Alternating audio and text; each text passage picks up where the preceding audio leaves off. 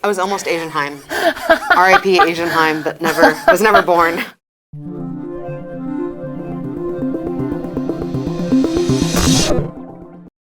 Welcome to another SoCal Sound session. I am Julie Slater, and I am joined by Sasami today. Welcome. Hi, thanks for having me. Sasami has a brand new record. I love the photos in here. The record is Blood on the Silver Screen. Not out yet while we're taping this. This is amazing. We got it fresh off the printer here.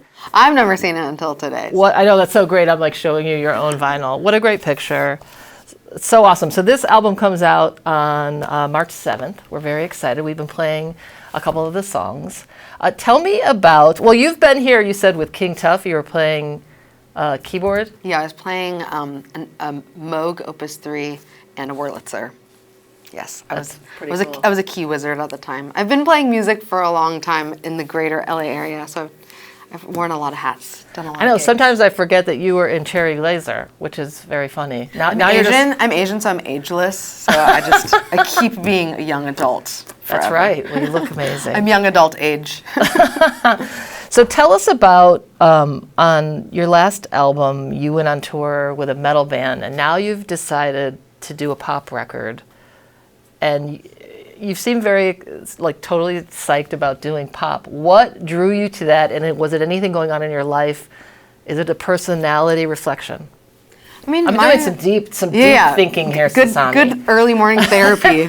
My background's in classical music, so any genre that I've ever done is my second language to classical music. So it's not like rock was like my original thing. It's like the first thing I did, and pop is like a huge departure. It's like everything is a departure from playing classical French horn for me. So everything is like a new experience, and there's a lot of like tough downsides to being a solo artist, but the best thing for me is that I can literally go in any direction that I want to, and I don't know, I'm kind of a hippie in the sense that I really like to just like go with my emotions and my inspiration and not be too caught up in like what people expect me to do or what I'm supposed to do. So if I feel like going in a new direction, I just kind of go really far in that direction and commit to it. So what do you think drew you to a pop record? I think like the natural kind of progression of the albums. When I put my first record out, it was really contemplative and introspective and kind of quiet, and my voice was a lot more like hushed. And so touring that got really difficult because I was when I was touring that record, like I feel like now there's a lot more like femme and non-binary and like kind of not crotchety old white guy sound people at the venues. But when I first toured that record, it was like a lot of your voice is too quiet, your amp is too loud, like just kind of like the classic, like it's just psychoacoustically not possible. And naturally that just made me turn my amp up louder and louder. So by the end of that album cycle, I was like screaming and playing like super loud distorted guitar on songs that it made absolutely no sense for. And so I was like, okay, maybe I should like actually delve into a language that this sonic palette actually makes sense for, and that's why I got really inspired by the new metal kind of sound palette. And I grew up listening to System of a Down. Like that's just a band that even if you weren't a metalhead, somehow they were just like on pop radio, so everyone knows System of a Down. It was so melodic. It's like the most interesting amalgam of like Armenian folk music and metal, and I don't know. So I kind of tapped into that nostalgic middle school like Limp Bizkit System of a Down gent guitar energy, because that was just emotionally where I was at. And then fast forward to like doing all these like 4 months of touring in a row with a metal band where I'm like physically throwing my body at my giant metal head like bandmates that I can like headbutt and like never injure them, and was like screaming. And there's like a correct way to scream, to metal scream, like you can get lessons and stuff, but I was not doing that. I was screaming like I was being murdered, like actually you're not supposed to do that. So by the end of that, I was like, I really want to do a record where I'm actually singing and protecting my instrument. Yeah. So I think that was kind of that's kind of why I went more into like songwriting, more than pop. I mean, I did want to understand pop songwriting, but I just wanted to write good songs, and so I think for that I just got very fascinated by like why pop songs are so catchy and why they feel so good and why they're so timeless. And it was just a very different emotional palette. It's much more like positive and uplifting, whereas like my previous stuff was a little bit more either introspective or like aggro. I loved a line, if I can find it here. It's funny to do a pop record, but also kind of talk about some serious stuff. On your song "Lose It All," when you love, sometimes you lose it all. So what's happening? What's happening in life, Sasami? I mean, I think, well, first of all, like this record, I wouldn't say it's like a concept record, but it definitely has a lore, which is like like the protagonist is this alien creature who's been sent down to Earth to like find love, which is like a personified character in this lore, and like they're like my nemesis, and I'm trying to like understand them and find them and trap them and kill them, but then in the process of that I also fall in love with them and become obsessed with them. And so the character of Love is like shape-shifting like a chameleon into these different like personalities and different like film genres. So to me the record kind of feels like you're like changing the channel on like you're like at a hotel watching a TV, and like you're like watching like 30 seconds of a bunch of different movies. And so I'm kind of like as an alien experiencing this like human experience of love and passion and sex and relationships, and it's like constantly changing, and I'm like following this concept. So every song kind of has a little bit of a different perspective on kind of universal themes of relationships and love, and especially like a modern take on it, you know. That's Like pretty love wild. being something that's not necessarily like I want to get married to you and have babies in a house. Like love can be this thing that's a human connection and a human feeling, and not necessarily like a structure. How about the producers on your record? You have Jen DeSilvio and also Rostam, who is going to play with you. You're here today because you're playing a wildfire benefit show at the Palladium. Rostam's going to play with you. How did that all come about, having them produce for you? Well, so I knew like my like background in production, because I do a lot of my own production, is kind of more analog and much more like guitar based. And so I knew if I was going to make a pop leaning record, I needed to work with people that were much better at electronic programming and loops, and just I'm always into learning, so I'm trying to work with people that are inspiring to me and giving me new vocabulary and new skill sets. So I had tried to work with Jen in the past, and I was just not, I would just say I wasn't up to her par of like skill level in the studio. She's like a runaway train. She's so talented and so inspired, but you have to really like have stamina to work with her. And so this was the first time where I was like, I'm ready. I'm like powerful enough to be in the studio neck and neck with Jen. And Rostam, I had actually like, this is so random, but I grew up in LA, and I went to LACHSA, which is LA County High School for the Arts, and I went to high school with like Haim, and I went to high school with Laura Lee from Empress of, and there's a lot of people in the music scene that went to school together. And this was like right before the pandemic. Alana was in Licorice Pizza, and she was supposed to go like on a big promo tour, and so they asked me to sub for her, which never happened because of the pandemic, but I had done a bunch of rehearsals with them, and Rostam worked on the record with them and was kind of helping music direct the live show. So I met him in that capacity where I was like in a different kind of world. And then when I was putting together the demos for this record, I was like, oh, maybe it'd be cool to see what Rostam can bring to the table, because he also has like a composition background, and he's really good at melding guitar world and pop world, and he's just a talented nerd. So yeah. So you were almost a member of Haim. I was almost Asian Haim. R.I.P. Asian Haim that was never born. We were about to hear you perform the song In Love with a Memory, which features Clairo on the record. How did that collaboration come about? Are you guys good friends? Yeah. You're like, no, never heard of her. Like Clairo. Yeah, no, I mean, it's funny being like a millennial artist. Social media is like your nemesis and your best friend, because it's obviously like this brain rotting tool for corporations to control us. But you also But on the flip side. But on the positive side, not to say anything positive about social media, but yeah, I've just met so many people that I maybe never would have like physically like crossed paths with, or not as soon or something. And yeah, Clara is someone that I've just kind of become friends with on the internet for a really long time, and I know that she's been really adorably inspired by my French horn playing, and I'm obviously just inspired by her pop songwriting and her her like melodic sensibilities. We're just fans and friends of each other. So it was really an easy collaboration. And Rostam produced her, I think, first record. So they had worked together for a long time in the past. And Dave Fridman, who mixed the song, also mixed Clara's record. So there was a lot of, it was like family, honestly. A little family affair. Yes, exactly. So you were born in New York, but you said, did you move to LA when you were around 2 or something? Yeah, I was a baby when I moved here. So I'm an LA girly through and through. And now you've recently moved way upstate.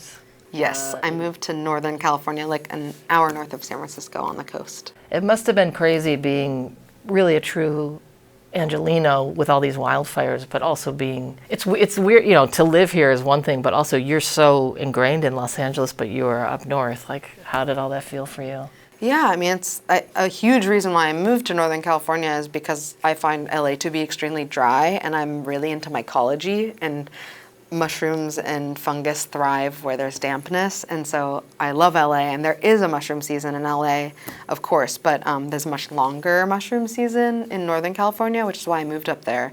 And so, yeah, there is this kind of inherent, always, not sick feeling, but I definitely worry about LA all the time. Like, I'm like, it shouldn't be this dry this much of the year. So, and it is interesting because there are a lot of Northern California fires, so sometimes Northern California is actually much more active with the fire season, but it is really shocking to have a fire season in winter because we kind of brace ourselves for the summer fire season, and to have a secondary fire season is definitely really concerning. So it's hard. So many of my friends lost everything in their homes, and instruments and demos and family memorabilia, so it's extremely heartbreaking. And yeah, I'm super excited to play this benefit tonight, and I think that LA just needs as much positive energy and love as possible to get through it. So it'll be a special night for sure. And the show we're talking about at the Palladium, it's called Give and F. On the radio, we have to block it out. So many great people are playing. I'm super excited to go. We've got St. Vincent, Phineas, Jenny Lewis, the Linda Lindas, who we love, Perfume Genius, Lucy Dacus, Haley Williams, Muna, and more. How do you end up, I guess, how do you end up on a show like that? Like, how does that work out? Do you just get a ring, hey, what are you doing? Yeah, actually, like a little bird flew into my house in Northern California, and it had a little scroll, and I opened it, and it was like, "What are you doing February 5th?" And I was like, "Literally nothing. An interview with you." Yeah. And then nothing. No, I'm actually really good friends with Lindsay Hartman, who is a stylist, and she styles Paramore, the Linda Lindas, Boy Genius. She's just like a very prolific and talented, and she does like movie costuming and stuff like that too. But I've worked with her in a couple fashion capacities, and I think she just like is such a good community gatherer, and she's really, really good at just seeing all these different assets and energy and creativity and pulling it together. And so she asked me to be a part of it, and of course I was like, anything. Like I already fly down to LA once a month, unfortunately, for work. The Northern California oceanic, like coastal scene is great for mushrooms, but not for the music industry. So LA, Hollywood is still a thing. So when you were traveling here, your guitar didn't make it? Is that the story? My guitar didn't make it, but I really think it was like the music gods telling me to do a more French horn centric. I was always going to play French horn for the Palladium show, but then I decided I'll just, for the session here, I'll just So we're going to get to do hear only you French horn play songs. French horn. Yes, That's pretty awesome. Exactly. Tell us about one of the songs you're going to perform. We've been playing the song Slugger. How did that come about, and a little background on that? That one, it's interesting because the one I made, the song In Love with a Memory that I made with Rostam, that was like a really early, that was the first demo for the record, and that we've been rehearsing it, so I know how many chords are in that song. There's about like 20 different chords in that song. And then when I was working on Slugger, that's kind of like a like flash forward to maybe halfway through making the record. I was really obsessed with the concept of like really simple chords where the chorus and the verse have the same chords. Like I had never done that before, and it kind of blew my mind that can be like the framework for a song.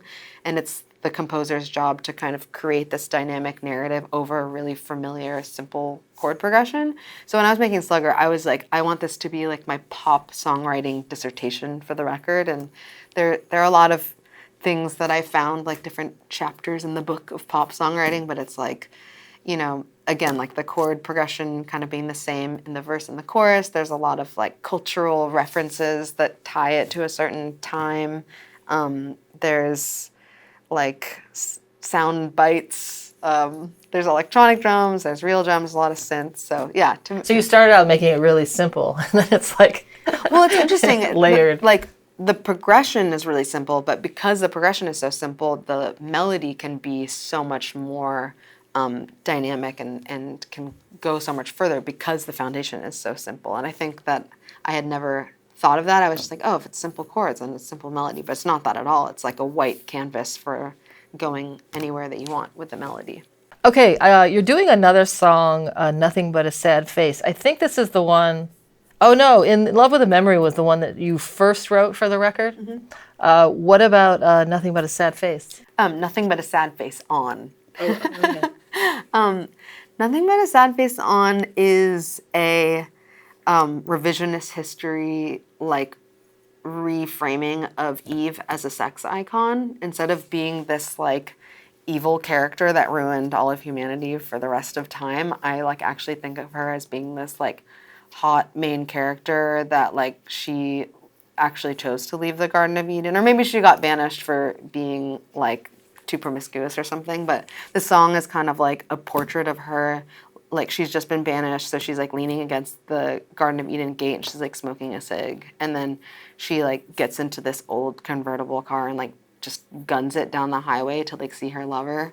And yeah, and it's kind of like sad. She can hear the angel chorus in the background. She has this kind of like tinge of sadness and longing for her like home, but I think she's just like committing to her desire and her own path. And I think that's the Eve story that I like to picture. And Do you ever do other writing, like for, like, it seems like you would be a great fantasy writer for books or something. I've written a children's music book. I used to be a music teacher, so I used a lot of like books in the classroom. So I am working on a children's music book right now. But yeah, I do like fantasy. That's kind of why I also got into metal too. There's a lot of crossover between like Dungeons and Dragons fantasy nerddom and metalheadness. So I still have that energy for sure. Like the pop thing, it's interesting because I'm really into the like challenge of the craft of the songwriting, but I definitely don't naturally identify with like the ego pop star energy as much. Like I definitely like I love to get into character so I can perform pop star, but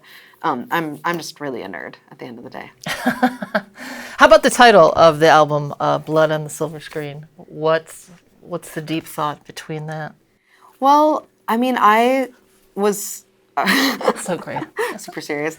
I was taking on pop songwriting and the concept of love, which are like two giant concepts, and so I think I wanted to tap into this feeling of like human desire to commit to your love so much that it might like harm you or kill you or like cause destruction. So just this like huge swing towards pop and like this profession of love. And I worked with Andrew Thomas Wang, who shot this cover, and he shot the Honey Crash music video, and he shot this. He did the Squeeze cover, and he's worked with like Bjork and FK Twigs, and he's like the king of fantasy and lore.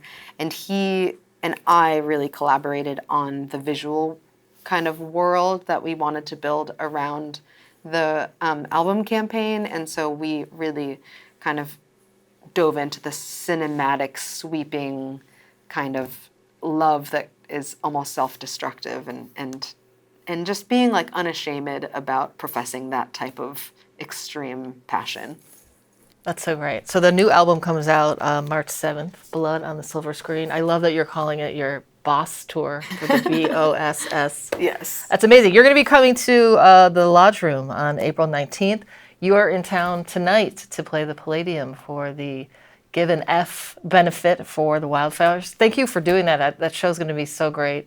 I'm really, really looking forward to seeing it. I'm really excited because I made the song with Rostam, and a lot of it is kind of electronic synths that I had programmed, but we're doing a version of it tonight where Rostam plays nylon string guitar, and our friend Chris Griotti, who's like a super shredder guitar player, is also playing like a rubber bridge. I think they're both playing rubber bridge guitars, and I'm playing French horn, so it's like a bit more of like a parlor session version of it. So it's exciting to like write a song and have this finished, super cinematic produced version, but then be able to kind of revisit it in these different arrangements. It's really special. So I think it'll be a very earnest and special night all around. Can't wait to see it. Thank you, Sasami, for coming by. Thank you.